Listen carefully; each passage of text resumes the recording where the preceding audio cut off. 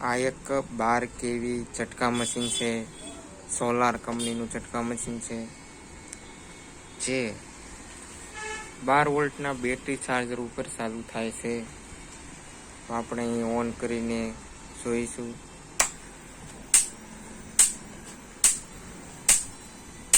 આ power ઓનનું indicate થાય છે.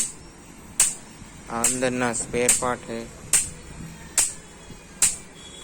જે આ 3 પીસીબી છે અને એક આ ટ્રાન્સફોર્મર છે, જે હાઈ વોલ્ટેજ કાઢતું હોય છે, જેનો આઉટપુટ પાવર અહીંયા નીકળતો હોય છે.